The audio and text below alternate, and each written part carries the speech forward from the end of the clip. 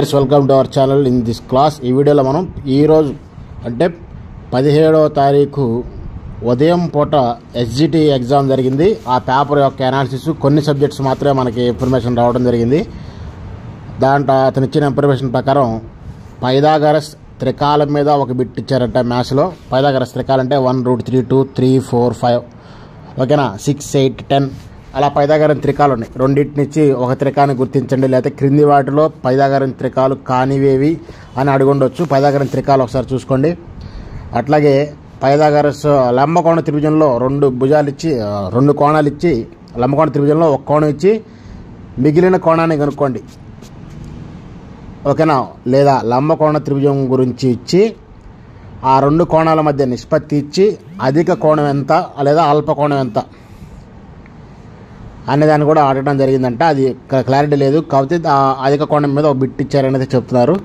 అలాగే రాంబస్ సమచతుర్భుజంలో ఎదురెదురు కోణాలు నిష్పత్తి ఇచ్చారు. 4:5 నిష్పత్తిలో ఇచ్చి ఈ రెండు కోణాలు విలువను చెప్పండి అన్నారు.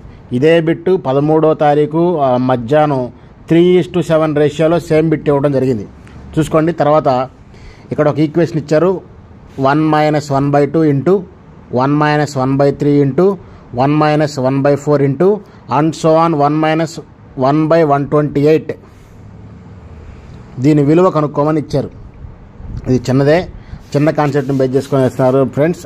మ్యాథ్స్ పరంగా అయితే ఇంకా కనుక చూసుకుంటే ఆల్జిబ్రాలో కొన్ని బిట్స్ ఇచ్చారంట. తర్వాత ప్లేఫేర్ శ్రీకృతం మీద L perpendicular to M, M perpendicular to N అయితే L ప్యారలల్ టు N అనేది బిట్ రూపంలో ఇచ్చారంటే మన క్వశ్చన్ ఎలా అడుగుతారంటే L perpendicular to M, M perpendicular to N ఓకేనా. రెండు రేఖలు ఒకదానికి పర్పెండిక్యులర్గా ఉంటే మిగిలిన రెండు రేఖలు అనేవి సమాంతరంగా ఉంటాయి. దీన్ని బిట్ రూపంలో ఇవ్వడం జరిగింది.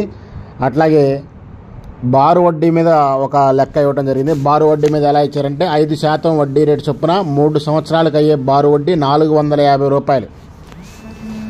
అయితే వాటిని బారు వడ్డీని కనుక్కోమని ఇవ్వటం జరిగింది. తర్వాత భ్రమణ కోణం సౌష్ఠవాలు అనేటువంటి సిమిట్రీ అనే చాప్టర్లో మనకి భ్రమణాక్షాలు ఉన్నాయి, సౌష్ఠవాక్షాల గురించి ఉంది, సౌష్ఠవ కోణం గురించి కూడా ఉంది. దాని మీద ఒక బిట్ ఇవ్వడం జరిగిందంట.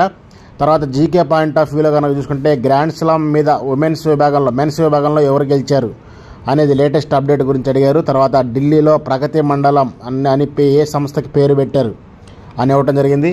అట్లాగే ఢిల్లీ హైకోర్టు గురించి ఒక క్వశ్చన్ అడిగారంట. అదేవిధంగా మనం చూసుకున్నట్లయితే రాజ్యాంగ పరిషత్ చివరి సమావేశం గురించి ఒక క్వశ్చన్ అడిగారు పాలిటీలో. రాజ్యాంగ పరిషత్ చివరి సమావేశం 1950 జనవరి 26న జరిగింది, 24న జరిగింది. అదేవిధంగా మనం చూసుకుంటే రాజ్యాంగ పరిషత్ మొదటి సమావేశం 1946 జూలైలో జరిగింది. చివరి సమావేశం 1950 జనవరి 24న జరిగింది. పాలిటీలో కంపల్సరీ వీటి మీద బిట్స్ స్ట్రెస్ చేస్తారు. వీటి మీద జీకే పాయింట్ ఆఫ్ వ్యూ అడగడం కూడా అవకాశం ఉంది. అట్లాగే RTE 2009 ప్రకారంగా 1 కిలోమీటర్ పరిధిలో ప్రాథమిక పాఠశాలను పెట్టాలి అని ఏ కమిషన్ ఇంతకుముందు సూచించింది అని అడిగారు. ఇది PIలో భాగంగా అడిగినటువంటి క్వశ్చను. ఇవి ఫ్రెండ్స్ ప్రస్తుతానికైతే మనకి తెలిసినటువంటి. ఆ తర్వాత ప్రమాదాల వయస్సు అంటే ఇది సైకాలజీలో బిట్ కాదండి, ప్రమాదాల వయస్సు పాలిటీలో బిట్టింది. ప్రమాదాల వయస్సు 25 నుంచి 35 సంవత్సరాల వయసులో ఎక్కువ ప్రమాదానికి గురవుతారు. 25% దాని పాలిటీలో ఉంది. రోడ్డు భద్రత విద్య గురించి ఓకేనా. దీని గురించి మనకు బిట్లు అయితే ప్రస్తుతానికి మన దగ్గర ఉన్న ఇన్ఫర్మేషన్ అయితే అది.